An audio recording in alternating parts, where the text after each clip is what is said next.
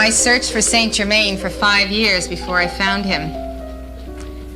It was an amazing experience in my life because when I was 18, I was leaving home to go to college, and I knew I wasn't coming back, so I made a call to God, and I said, I thanked him for my home and my parents, and I said, if there's anything you have placed here for me of which I have not availed myself, please tell me, because I'm leaving and I'm not coming back. And so God spoke to me, resounding in my temple, and said, go to the library, pick up the book, Unveiled Mysteries, and read it. And so this was a book, actually I think the name of the book was the third in the series of I Am books. It was the I Am Discourses, because I had remembered seeing that book all my life as a child, and I thought it had a very kind of a foreboding title that I wouldn't understand. So I obeyed God, and I took the book, and I thought I was in for something very deep. So I settled into an old leather chair, and I put my legs over the side of the chair, opened the book, and I saw this portrait of Saint Germain that we have here, that very picture. And as I looked at him, I was completely electrified. I leapt up out of the chair, I ran to my mother, and I said, here, look, here is Saint Germain. Have you ever seen him? Do you know him? And she said, yes, I know him. And I said, why haven't you ever told me about him? And she said, I wanted you to find him for yourself. So there I was off to college. I took the book, hopped on the train the next day, went out in the Midwest from New Jersey, where I grew up. 5 years I spent looking for Saint Germain. couldn't find Saint Germain. I couldn't find a living soul who had ever heard of Saint Germain. And I thought it was a very perplexing experience. So I went to New York City after I started going from there to Boston University. And I combed the old bookstores and I looked in the secondhand stores, and I found some decrees that had been published by this I Am organization, which I knew nothing about. It was a little booklet of affirmations containing affirmations of the violet flame. And although I had been a student of metaphysics, I'd studied unity, Christian Science, I had read the Bible, I knew a great deal of truth beyond the usual form of religion, I had never given a powerful affirmation except about 3 times in my life when I called to God, and on each occasion I had noted that my prayer was answered instantaneously, and I was almost dumbfounded by this experience. 3 desperate situations I had had, and each one I made a call to God to come forth and help me, and instantaneously that help had been forthcoming. So I took note of that, but I never did understand it. I couldn't understand why the action was so immediate as opposed to simple prayer. So I got this book of old decrees. I was in New York, went back to Boston, and I began giving them. And as I gave them, my voice became more powerful just in the giving of the decrees.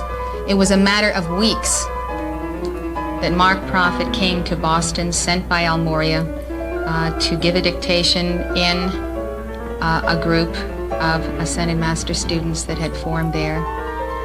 Within those same weeks, by a very roundabout way, I made contact with someone who knew of that group. From the time I began giving the violet flame, my whole life was turned around. So I began to understand that without the Word was not anything made that was made. And I realized that all of my searching and longing for 5 years did not bear fruit because I was not applying the science of cosmos. I realized that the power of the Word within us is the power of change, and that we were created by Elohim, who created and framed the worlds, who gave us the gift of the spoken word. And when we use it with the authority of God rather than the human authority or the human will, but when we allow God to speak through us, molecules and atoms of the earth literally do change. So since that hour, I have found that the decrees, the violet flame in particular, and all that we have to offer has completely changed my life. I have become a new creature many times over. Saint Germain has taken me back through my incarnations. When you give the violet flame, you're working on the balancing of karma, and you start with your present, today. Today's misqualified energy is transmuted, and then yesterday's, and then last week's, and last year's. And you go through the months, and you go through the years, and as you decree, you're going back and back and back until you find yourself actually experiencing embodiments 250,000 years ago. You start remembering being part of the race consciousness, even of a primitive evolution that was on the earth, whether or not you were embodied in it or not. You go through the whole consciousness of Earth's evolutions. If any of you have ever read Blavatsky, you know the very complex unfoldment she has of the history of Earth. So I've found that if you are diligently working with the violet flame, at least in my case, being sponsored by the Master, which is very important because we all need the Guru, that in about a 6-month period of earnest striving, prayer, fasting, and decrees, you can go through the karma of 1 lifetime. So I found that periodically, about every 6 months, I would come into the next previous embodiment as Saint Germain would reveal it. I would see my mistakes and shortcomings. I would see my triumphs, the tragedies, the inanities, the mediocrities, all of the things that we go through in our lifetimes, and I would study them. He would show me how we have to turn our weaknesses into strengths, how we need to really know what our strengths are, capitalize on them, and use them to help to set life free. So it's been an amazing experience. I have never been psychically regressed. The Master does not use hypnosis. It's through the Christ mind, through your own being, you come into that awareness. I know many people in California and around the world have successfully used these methods for want of any other. The only problem with probing the past before you come to it logically in the sequence of decrees is that you can open a can of worms that you're not ready for.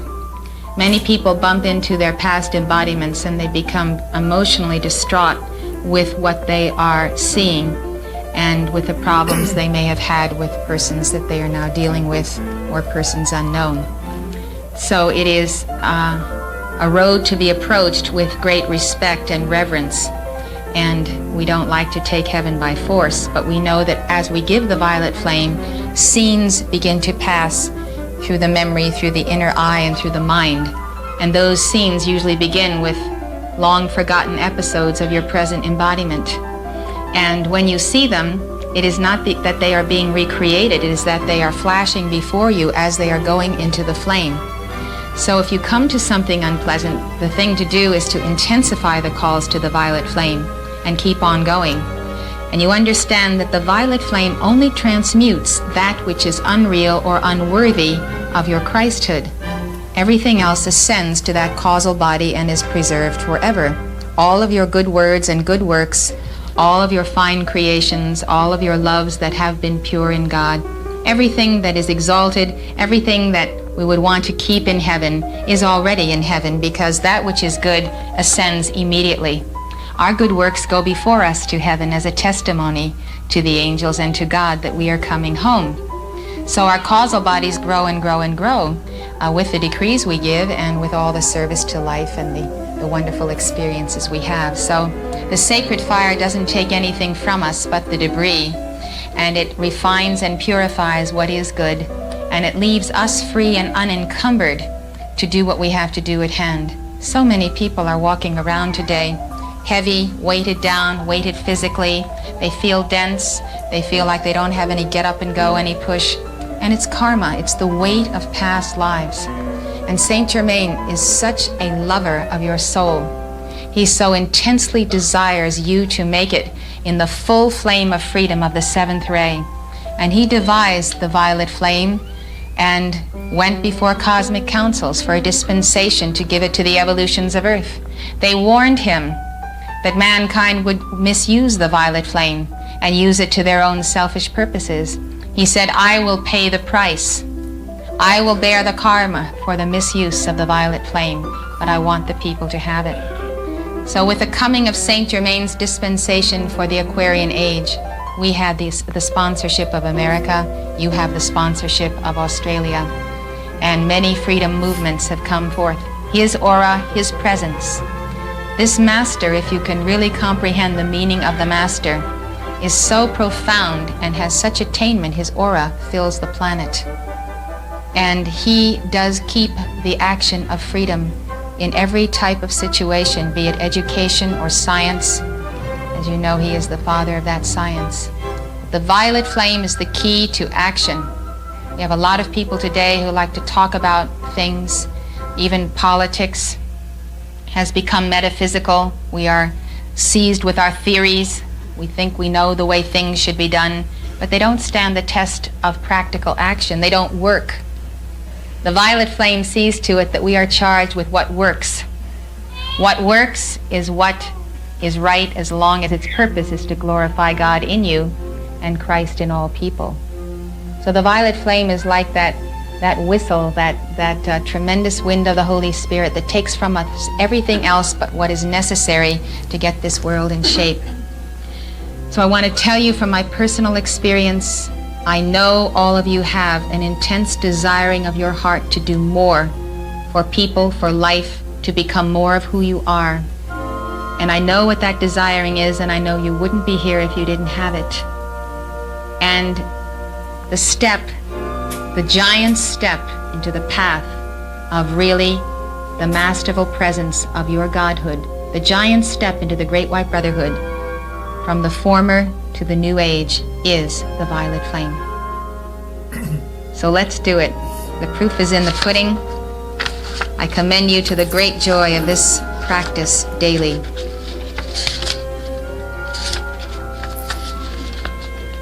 Remember, when you say I am, you're saying God in me is. This is page 2, I am the violet flame. I am the violet flame, in action in me now. I am the violet flame, to light alone I bow. I am the violet flame, in mighty cosmic power. I am the light of God, shining every hour. I am the violet flame, blazing like a sun. I am God's sacred power, freeing everyone. I am the violet flame, in action in me now. I am the violet flame, to light alone I bow. I am the violet flame, in mighty cosmic power. I am the light of God, shining every hour. I am the violet flame, blazing like a sun. I am God's sacred power, freeing everyone. I am the violet flame, in action in me now. I am the violet flame, to light alone I bow. I am the violet flame, in mighty cosmic power. I am the light of God, shining every hour. I am the violet flame, blazing like a sun. I am God's sacred power, freeing everyone. That's 3 ways to give that decree. It's your choice. They're all correct. Just depends on building a momentum. I'm using a funnel of air from the seat of the soul chakra up to my throat chakra to give this decree. The power is the power of all of my chakras, all 7, at work simultaneously, releasing that sacred fire in the focus of the spoken word.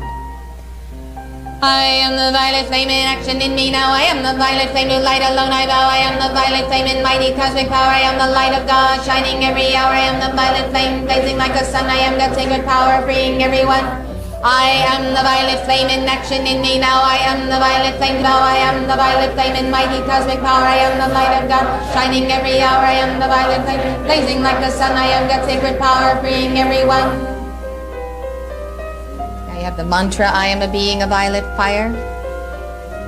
I am a being of violet fire. I am the purity God desires. I am a being of violet fire. I am the purity God desires. I am a being of violet fire. I am the purity God desires. I am a being of violet fire. I am the purity God desires. I am a being of violet fire. I am the purity God desires. I am a being of violet fire. I am the purity God desires. I am a being of violet fire. I am the purity God desires. I am a being of violet fire. I am the purity God desires. Then we have the lovely God presence, violet flame decree. More violet fire, page 6. This has a very special rhythm. The power of this decree is in the spoken word and the rhythm. Loving God presence, I am in me. Hear me now, I do decree. Rid of past sweet blessing, for which I call upon the Holy Christ self of each and all. Let violet fire of freedom roll round the world to make all hope. Saturate the earth and its people too, with increasing Christ's radiance shining through. I am this section from God above, sustained by the hand of heavens, love transmuting the causes of discord, here removing the cause of the undue fear.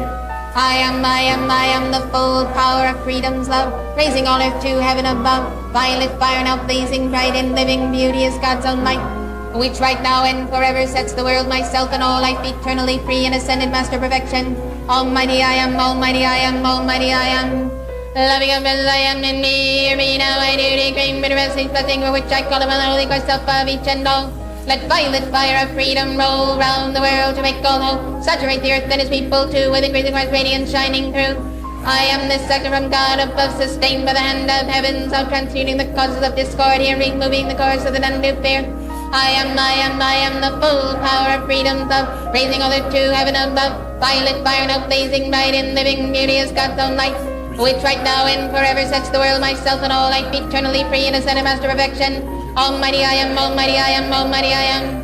Loving God presence, I am in me. Hear me now, I do decree. Rid of past blessing, for which I call upon the Holy Christ self of each and all. By fire, freedom roll round the world to make all whole. Saturate the earth and its people too, with increasing Christ's radiance shining through. I am this section from God above, sustained by the hand of heavens, love transmuting the cause of discord, here removing the cause of the undue fear. I am the full power of freedom, love, blazing bright in living beauty is God's own light, which right now and forever sets the world, myself, and all life eternally free in ascended master perfection.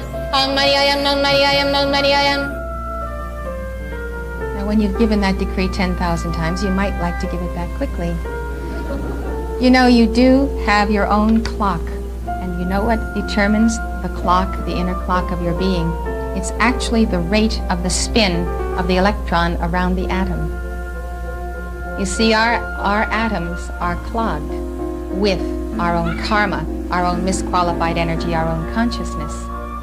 And so the violet flame penetrates every atom and cell of our being. And as it transmutes that substance, which is like concrete, it's actually like molasses. It gets so heavy and sticky. As it is transmuted, the electrons begin to spin. They throw off into the flame the impurity. You feel lighter.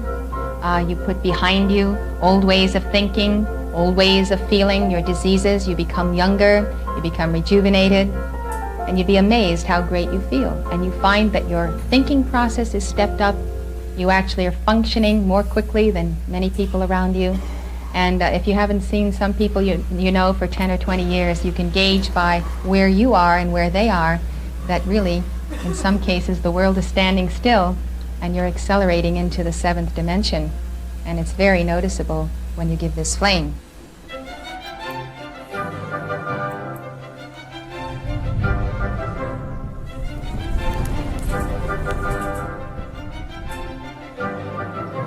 What's up guys, it's Ollie from History Profiles, and today's video will be on one of the most mysterious men in history, the Count of Saint Germain.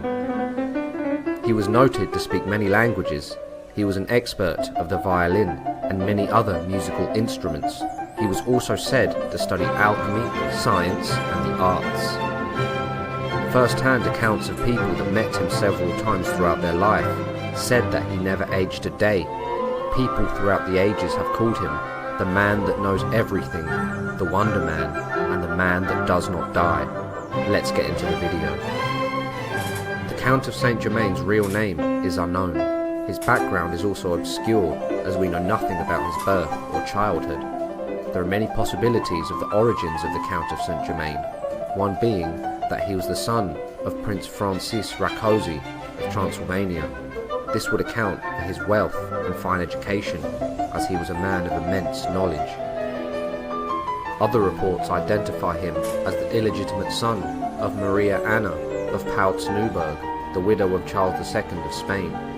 Other accounts say that he was alive in the time of Jesus Christ and attending the wedding at Cana, where the young Jesus would turn water into wine. The Count's legend is so great that he apparently claimed to have received the staff of Moses from one of Moses' great-grandsons in Babylon in the time of Cyrus the Great, who was the founder of the Persian Empire. This would have been around 530 to 600 BC. Throughout his life, he created a confusing web to conceal his real name and origins, and used different names depending on the people who he was visiting. However, the name which stuck was the Count of Saint Germain when he courted European royalty and nobility in the 18th century. He would leave the rich and royalty in awe with his vast knowledge of science. He also knew the history of nearly every nation and could recount tales from thousands of years ago as if he was present there. He would play the violin, which would move people and leave them in tears. In addition, he spoke French, German, Dutch, Spanish, Portuguese, Russian, English, Chinese, Latin, Arabic, ancient Greek, and was even familiar with Sanskrit. The idea that the Count may have been immortal came to be in 1760, where the Count was visiting Paris that year.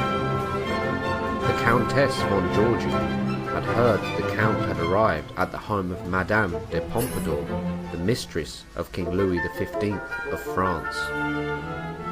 The elderly Countess was questioning this, as she had met the Count while in Venice in 1710, some 50 years ago. When she met the Count again, she was flabbergasted to see that he hadn't aged a day, and she proceeded to ask him if it was his father that she had met in Venice. The Count replied, "No, madame. I myself was living in Venice at the beginning of this century. I had the honor to pay you court then." The elderly Countess then replied, "Forgive me, but that is impossible. The Count I knew in those days was at least 45 years old, and you from the outside at that age at present." "Madame, I am very old," he said with a mysterious smile. "But then you must be 100 years old," said the Countess. The Count then replied, "That is not impossible." The Count then provided details of their previous meetings and what life was like in Venice 50 years earlier. The Count would travel to England and he would contribute some of his own musical creations to L'Incostanza delusa, an opera performed at the Haymarket Theatre in London. The Count would then be arrested in London on suspicion of espionage, but was released without charge. Horace Walpole, the Earl of Oxford and a writer, mentioned the Count in a letter which stated, "The other day they seized an odd man who goes by the name of Count Sir Germain. He has been here these 2 years and will not tell who he is or where he comes from. He sings, plays the violin wonderfully, composes, is mad and not very sensible. They call him an Italian, a Spaniard, a Pole, a somebody that married a great fortune in Mexico and ran away with her jewels to Constantinople. The Prince of Wales has grown very curious about him, but in vain. He was too great a musician to not have been famous." The Count is then described as pale, with extremely black hair and a beard. He also dressed magnificently and had several jewels. Even his shoes were studded with them. The Count then appeared in the French court around 1748 and was employed by Louis XV for diplomatic missions. The Count would dine with Giacomo Casanova and would be described in his memoirs. The memoirs detailed their first meeting in Paris in 1757. He wrote, "The most enjoyable dinner I had was with Madame de Robert Hergy, who came with a famous adventurer known by the name of the Count of Saint-Germain. This individual, instead of eating, talked from the beginning of the meal to the end. I listened to him with the greatest attention. It may be said that as a conversationalist, he was unequalled. He was a scholar, linguist, musician, and chemist, good-looking, and a perfect ladies' man. He gave them cosmetics and flattered them. This extraordinary man, intended by nature to be the king of impostors, would say in an easy, assured manner that he was 300 years old, that he knew the secret to universal medicine, that he possessed a mastery over nature, that he could melt diamonds, professing himself capable of forming out of 10 or 12 small diamonds one large one and the finest water without any loss of weight. All of this, he said, was a mere trifle to him. Notwithstanding of his bare-faced lies, I thought he was an astonishing man." In 1762, the Count would then travel to Russia, where he allegedly was involved in Catherine the Great's ascension to the throne.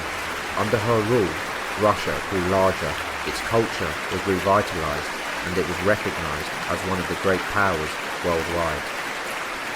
In 1774, the Count would return to France when Louis XVI occupied the throne. He warned them of a revolution that would come to pass 15 years later. He was next seen in 1779, where the Count arrived in Altona, a borough of Hamburg. He met up with the Prince Charles of Hesse-Kassel, who had a great interest in secret societies. The Count showed the Prince several of his gems and told him he knew a better method to colour cloth. The Prince was impressed with the Count and would let him work in a laboratory and would supply him with materials so he could proceed with the project.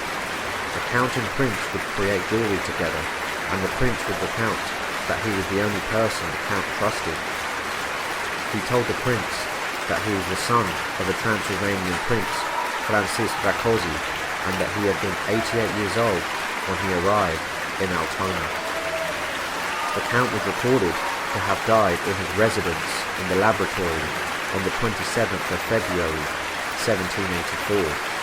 He was buried the next day in a private grave in Nikolai Church in Eckernford. Now, for any ordinary man, that would have been the end of the story, but not for the Count. There have been many recorded sightings and meetings with the Count up to this day. Official records of Freemasonry show that they chose the Count as their representative for a convention in 1785. Oddly enough, in 1821, the Comtesse d'Ademar, who was a French court official and memoir writer, recounted a conversation she had with the Count. "I have seen Saint Germain again, each time to my amazement. I saw him when the Queen was murdered, and on the eve of the murder of the Duke de Berry. The last time I saw him was in 1820.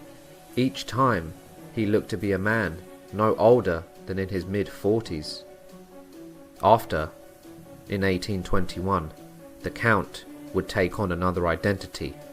A man named Albert Vandam wrote in his memoirs that he met someone that looked just like the Count of Saint Germain.